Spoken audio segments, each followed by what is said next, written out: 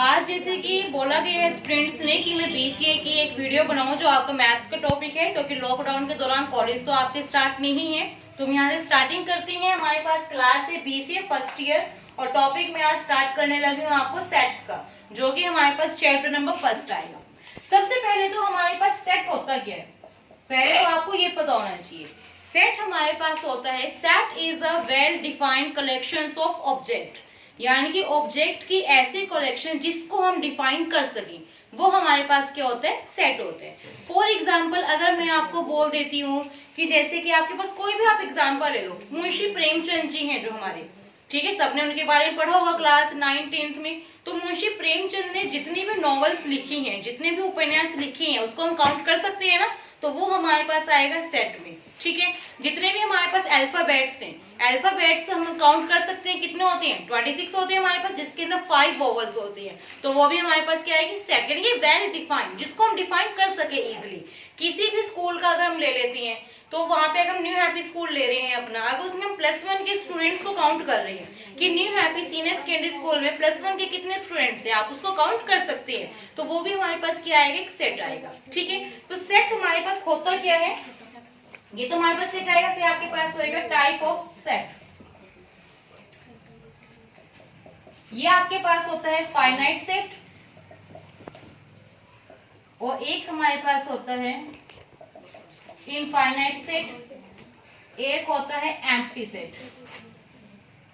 ठीक है, empty set, null set या वॉइड सेट। फाइनाइट सेट हमारे पास क्या होते हैं, विच आर काउंटेबल, नाम से ही आप जजमेंट कर सकते हैं फाइनाइट को कि फाइनाइट हमारे पास क्या होते हैं। फाइनाइट सेट हम उस सेट को बोलते हैं जिसके एलिमेंट्स को हम काउंट कर सके। ठीक है, जैसे कि मैं आपको बोलती हूँ कि 2 से डिविजिबल कितने आपके पास इंटीजर्स होंगे, बहुत सारे होते हैं, हम उसको काउंट तो नहीं कर सकते ना, वो तो हो जाता है इनफाइनाइट में। लेकिन फाइनाइट में क्या आएगा, अगर मैं आपको लिखती हूँ 1 to 50 तक कितने आपके पास इवन नंबर है, आप इसको इजिली काउंट कर लेंगे कि 1 to 50 तक हमारे पास 25 इवन नंबर्स होती है। तो ये आपके पास किस में आएगा, फाइनाइट सेट में। इनफाइनाइट सेट कौन सा होगा, विच आर नॉट काउंटेबल, जिसको हम काउंट नहीं कर सकते। इन द केस जैसे कि मैं आपको बोलती हूँ अबव 50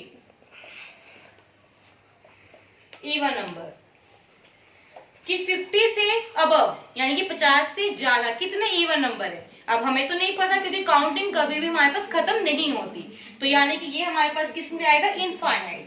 इन शॉर्ट अगर हम बोले फाइनाइट सेट तो वो सेट होते हैं जिसके एलिमेंट्स को हम काउंट कर सके, और इनफाइनाइट हमारे पास वो सेट होते हैं जिसके एलिमेंट्स को हम काउंट ना कर सके। फिर हमारे पास आता है एम्प्टी सेट। तीनों में से कोई भी आपके पास नाम आ जाए, चाहे एम्प्टी आ जाए, नल सेट आ जाए या वॉइड सेट हो जाए, तीनों का मतलब सेम होता है। ठीक है, यानी कि जिस सेट के अंदर कोई भी एलिमेंट ना हो, जिस सेट के अंदर कोई भी एलिमेंट ना हो उसको हम बोलते हैं एम्प्टी सेट, नल सेट और वॉइड सेट। और सेट को हम लिखते हैं इस तरह से कर्ली ब्रैकेट के अंदर। ठीक है, जैसे कि 1 2 3 इट्स अ सेट, ये हमारे पास एक सेट है। लेकिन अगर मैं एम्प्टी सेट बोलूंगी तो इसके अंदर कोई भी एलिमेंट नहीं होना चाहिए, तो इसको हम लिखते हैं 5 से। ठीक है, एम्प्टी सेट को हम किससे डिनोट करते हैं, 5 के साथ करते हैं। कई बार बच्चे पूछते हैं कि मैम 0 तो किसी में नहीं आता, 0 जो नंबर है ना इवन है, ना ओड है, ना पॉजिटिव है, ना नेगेटिव है, ये क्या है, फिर 0 एम्प्टी सेट बनेगा। लेकिन सेट्स में हमारे पास 0 काउंटेबल होता है। ठीक है, अगर हमारे पास 0 है तो ये सेट हमारे पास एम्प्टी सेट नहीं है, क्योंकि इसके अंदर एक एलिमेंट है जो कि 0 है, और सेट्स में 0 की अपने आप में वैल्यू होती है, तो ये हमारे पास सिंगुलर सेट बनेगा, सिंगलटन सेट ये हमारे पास बनेगा, ये एम्प्टी सेट नहीं बनेगा। ये तो हमारे पास सेट के टाइप हो गए।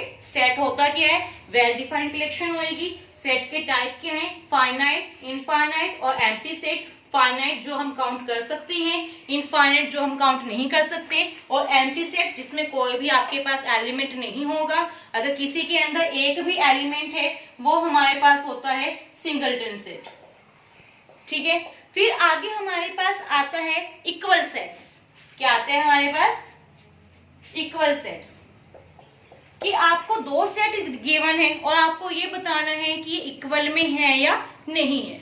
तो इक्वल सेट हमारे पास क्या होते हैं कि जो एलिमेंट एक सेट में है वही एलिमेंट हमारे पास दूसरे सेट में भी होने कंपलसरी हैं, तभी वो हमारे पास इक्वल सेट होगा, नहीं तो वो हमारे पास इक्वल सेट नहीं बनेगा। जैसे कि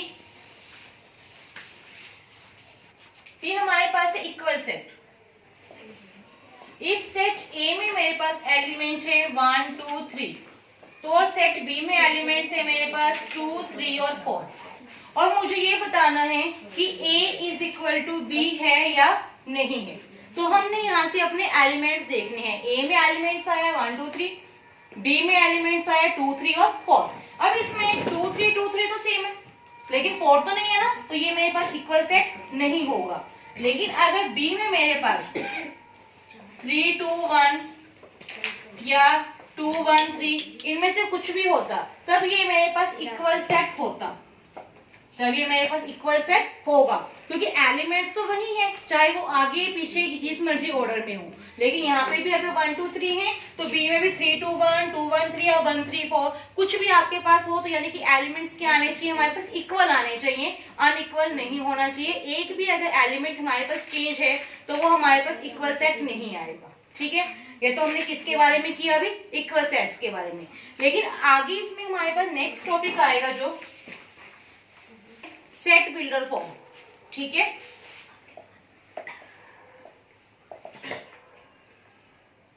सेट बिल्डर फॉर्म कि आपके पास कोई भी सेट गिवन है उसको हमने सेट बिल्डर फॉर्म में लिखना है, यानी कि उसके लिए हमें रिलेशन पता होना चाहिए कि इसका रिलेशन हमारे पास क्या बनेगा। तो इसमें आपको ये पता होना चाहिए कैपिटल एन, इससे हम डिनोट करते हैं नेचुरल नंबर, W को हम डिनोट करते हैं होल नंबर, Z हमारे पास आता है इंटीजर्स में, और R को हम रखते हैं रियल नंबर में, और आपके पास रैशनल नंबर भी आता है जो कि हमारे पास होता है P अपॉन Q की फॉर्म में। रैशनल नंबर हमेशा P अपॉन Q की फॉर्म में हमारे पास होगा। तो सेट बिल्डर फॉर्म में हमने करना क्या होता है, पहले हमने लेनी है ब्रैकेट, ठीक है, फिर हमने लेना है x, फिर हमने लेना है रेशो। जो भी सेट बिल्डर फॉर्म होगी उसको हमने इसी टाइप से लिखना है। पहले हमने ब्रैकेट डालनी है, x ratio x is equal to, यहाँ पे जो भी हमारे पास रिलेशन बनेगा वो हमने लेना है, और फिर हमने ये देखना है कि जो n होगा वो हमारे पास किसको बिलोंग करेगा। ये जो साइन होते हैं हमारे पास, ये हमारे पास साइन होता है बिलोंग्स टू का। ठीक है, फॉर एग्जाम्पल अगर मैं आपको एक सम दे रही हूँ 2 4 6 8 और 10, मुझे इसका रिलेशन बताना है, इसको मैंने सेट बिल्डर फॉर्म में बनाना है। तो इसके लिए मेरे को पता लग रहा है, मैं इसको अज्यूम कर सकती हूँ कि मेरे पास 2 का टेबल है, ठीक है ना। तो इसमें मैंने क्या करना है, 2 into 1 2 into 2 2 into 3 2 into 4 and 2 into 5, 2 का टेबल आ गया। ये 2 तो मेरे पास सेम है, यहाँ पे मैं क्या लूंगी इसको 2। जो मेरे पास ये 1 2 3 4 5 जो मेरे पास ये काउंटिंग है, इसको मैं डिनोट करती हूँ n के साथ, स्मॉल n। ठीक है, यानी ये रिलेशन मेरे पास कितना आया, तो यहाँ पे मैं इसको क्या लिखूंगी, x ratio x is equal to में 2n, और n किसको बिलोंग कर रहा है, हमारे पास नेचुरल नंबर से है ना, क्योंकि हमें पता है कि जो 1 से नंबर स्टार्ट होंगे वो हमारे पास क्या होंगे, नेचुरल नंबर। जो 0 से स्टार्ट होगा वो होगा होल नंबर। तो 1 से स्टार्ट है तो n यहाँ बिलोंग करेगा नेचुरल नंबर के साथ, और n किसके बीच में है, n 1 से शुरू होकर 5 पे खत्म है, तो इसको हम क्या लिखेंगे, n 1 से तो क्या है, कैपिटल है, और 1 के इक्वल में भी है, और 5 से स्मॉलर और इक्वल टू 5, ये साथ में आपने लिखना है। ठीक है, यानी कि इससे ये पता लग जाएगा कि n की वैल्यू हमने कहां से लेकर कहां तक के लिए। सेट बिल्डर फॉर्म में सबसे पहले आपने रिलेशन इस तरह से पता करने, ये आगे वाली डिजिट हमेशा सेम होनी चाहिए। ठीक है, अगर सेम नहीं है तो आपको बनानी पड़ेगी, किसी भी आप रूल इसमें यूज कर सकते हैं। आगे वाली डिजिट सेम रहेगी, n आपके पास 0 से स्टार्ट भी हो सकता है, 1 से भी हो सकता है, 2 से भी हो सकता है, ये कोई कंपल्सरी नहीं है कि 1 से ही होगा। फिर आपने यहाँ पे लिखना जरूर है, मेंशन हमने जरूर करना है कि n हमारे पास कहाँ से लेकर कहाँ तक लाई कर रहे हैं, और n हमारे पास किसको बिलोंग कर रहा है, नेचुरल नंबर को। इस तरह से हम इसको लिखते हैं सेट बिल्डर फॉर्म में। अब इसके बाद जो हमारे पास है, अभी किया था। अब हमारे पास है सबसेट। जैसे कि आपको गिवन है 1 2 3, आपको ये सेट गिवन है, आपने इसका सबसेट बनाना है। तो सबसेट हम कैसे बनाएंगे? सबसे पहले जो बेसिकली हमारे पास रहेगा, हमने पहले इसको कंप्लीट लिख लेना है। 1 2 3 पूरा सेट आएगा हमारे पास, फिर एक 5 आएगा। ये दोनों तो हमने हर एक में लिखना ही लिखना है, कंप्लीट सेट और 5। इसके बाद हमने क्या करना है, इसको स्प्लिट करके लिखना है सिंगल सिंगल डिजिट को। 1 2 3 ये लिख लिया आपने। फिर हमने इसको पेयरिंग में लिखना है, जितने भी आप इसमें पेयरिंग बना सकते हैं। तो ये हमारे पास आएगा 1 2 3, पहले हमने ले लिया 1 2, फिर हमने ले लिया 2 3, और फिर हमने ले लिया 1 3। ठीक है, यानी कि इस सेट के कितने सबसेट बन गए हमारे पास? 8 सबसेट बन जाएंगे। अब ये तो हमने ऐसे ही कर दिया, जो हमारे पास सिंपल ट्रिक थी। लेकिन अगर हमने पहले से ही पता करना हो कि ये हमें सेट गिवन है, इसमें कितने सबसेट बनेंगे, तो उसके लिए हमारे पास बेसिक फॉर्मूला क्या होता है, 2 raised to power n। 2 raised to power n, कि अगर आपके पास किसी सेट में 1 एलिमेंट है, ठीक है, तो उसके हमारे पास कितने बन जाएंगे सबसेट? 2 सबसेट बन जाएंगे। 2 कैसे? एक तो सिंपल वही वाली वैल्यू और एक 5 वैल्यू। क्लियर? लेकिन अगर हमें 2 एलिमेंट गिवन है और इसके कितने सबसेट हमारे पास बनेंगे? 2 raised to power 2, यानी कि 2 into 2, ये हमारे पास क्या बन जाएंगे? 4। और अगर हमें 3 एलिमेंट्स गिवन थे, 2 raised to power 3, 2 into 2 into 2, that means 8 elements. यानी ये हमारे पास फॉर्मूला क्या होता है, 2 raised to power n का। अगर आपने किसी भी सेट में ये बताना है कि इसके कितने सबसेट होंगे, तो उसको आपने 2 raised to power n करके आप उसका आंसर बता सकते हैं कि इसके अंदर कितने एलिमेंट्स हमारे पास बनेंगे, हमारे पास कितने इसके सबसेट आएंगे। क्लियर? ये तो हमारे पास क्या था, बेसिक था सेट्स का, जिसमें कि हमारे पास क्या था, यूनियन और इंटरसेक्शन। ये हमारे पास अगला टॉपिक आएगा, और उसके बाद हमारे पास आएंगे स्टेटमेंट वाले से, उसको हम अपनी नेक्स्ट वीडियो में क्लियर करेंगे। अगर इसमें आपको कोई भी डाउट हो या क्या हो, आप मेरे को कमेंट में लिखकर इसमें बता सकते हैं। ओके।